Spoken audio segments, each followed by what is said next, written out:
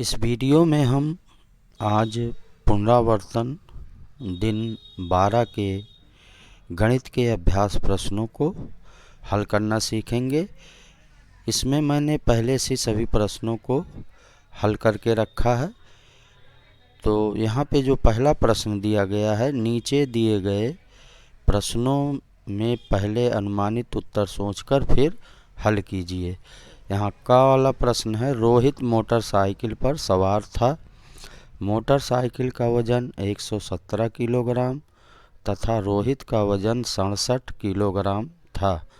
Motorcycle और रोहित का कुल कितना वजन होगा? तो यहाँ पे दिया है कि मोटरसाइकिल का वजन और रोहित का वजन, दोनों का अलग अलग वजन दिया गया है। पूछ रहा है दोनों का कुल वजन कितना होगा। तो दोनों का कुल वजन ज्ञात करने के लिए हम रोहित और मोटरसाइकिल दोनों के वजन को आपस में जब जोड़ देंगे तो हमें दोनों का कुल वजन पता चल जाएगा। यहाँ पहले मोटरसाइकिल का वजन 117 किलोग्राम, फिर रोहित का वजन 67 किलोग्राम, दोनों को हमने जोड़ दिया आपस में। तो यहाँ जब इन दोनों को अपन जोड़ेंगे आपस में तो 7 और 7 14 होगा, एक हासिल बचेगा।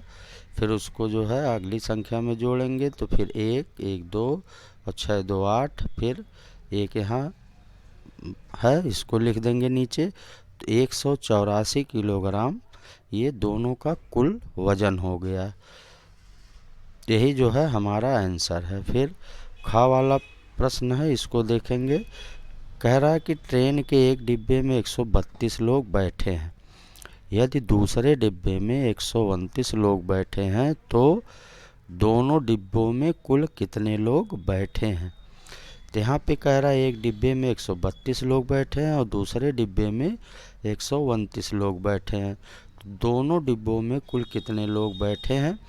तो दोनों डिब्बों में कुल लोगों की संख्या अगर हमें ज्ञात करनी हो तो हम क्या करेंगे कि दोनों डिब्बे के जो लोग हैं उनको आपस में हम जोड़ देंगे। तो यहाँ पहले लिखेंगे कि एक डिब्बे में लोग बराबर, तो उसकी संख्या 132, इसको लिखा।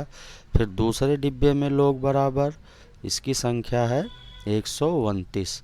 अब इन दोनों को हम आपस में जोड़ देंगे तो हमें कुल लोगों की संख्या पता चल जाएगी। तो 2 और 9 जोड़ेंगे 11 होगा, यहाँ 1 लिखेंगे, एक हासिल बच जाएगा। फिर उसके बाद इसको बगल वाली संख्या में जोड़ेंगे, 1 और 3 4 और 2 6, यहाँ नीचे 6 लिखेंगे। फिर 1 और 1 2, 1 1 2 हो गया, यहाँ 2 लिखा।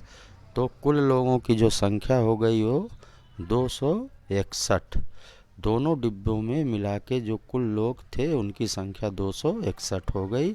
यही आंसर हो गया। फिर अगला प्रश्न हल करेंगे।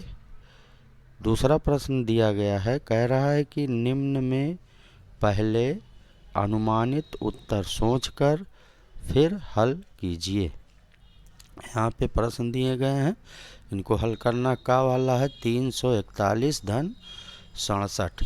तो हमें 341 और 67 को आपस में जोड़ना है। तो पहले 341 लिखेंगे, फिर उसके नीचे 67 लिखेंगे और इन दोनों को हम आपस में जोड़ देंगे। तो 1 और 7 जोड़ेंगे तो ये हो जाएगा 8, यहाँ नीचे 8 लिखेंगे। फिर उसके बाद हम दहाई वाली संख्या जोड़ेंगे, 4 और 6 दोनों जोड़ेंगे 10 होगा, यहाँ 0 लिखेंगे, एक हासिल बच जाएगा। 1 और 3 जोड़ेंगे 4 होगा। तो जो हमारा उत्तर होगा वो 408 होगा और इसको हम यहाँ ऊपर लिख देंगे खाली स्थान में 408। तो जब 341 और 67 को जोड़ेंगे हम तो उत्तर हमारा होगा 408। फिर खा वाला प्रश्न, यहाँ जो है 218 और धन 637, 218 और 637 को जोड़ना है। तो सबसे पहले 218 लिखेंगे, फिर उसके नीचे 637 लिखेंगे। अब इनको आपस में हम जोड़ेंगे तो 8 और 7 जोड़ेंगे इकाई की संख्या को, तो ये 15 होगा, यहाँ नीचे 5 लिखेंगे। फिर एक जो है हासिल बच जाएगा, उसको दहाई में जोड़ेंगे। 1 1 2 और 3 2 5। यहाँ हम नीचे 5 लिखेंगे। फिर अब सैकड़ा वाली संख्या जोड़ेंगे तो 2 और 6, ये हो जाएगा 8। यहाँ हम 8 लिखेंगे तो उत्तर हमारा जो आएगा वो 855 होगा। तो हम इसको ऊपर खाली स्थान में यहाँ लिख देंगे। फिर गा वाला प्रश्न है 47 धन 407। इन दोनों को जोड़ना है। 47 में 407 जोड़ना है। तो पहले 47 लिखा, फिर धन, उसके नीचे हमने लिखा 407। तो 7 7 जोड़ेंगे 14 होगा। यहाँ 4 लिखा। फिर एक हासिल बच गया, उसको दहाई में जोड़ेंगे। 1 4 1 5। तो यहाँ जो होगा 5 हो जाएगा। फिर यहाँ सैकड़ा वाली संख्या 4 है, यहाँ नीचे 4 लिख देंगे। तो जो हमारा उत्तर होगा वो 454 होगा। 47 और 407 को जब जोड़ेंगे तो 454 होगा। फिर इसके बाद घा वाला हम प्रश्न हल करेंगे। यहाँ पे 8 धन 809। 8 में 809 जोड़ना है।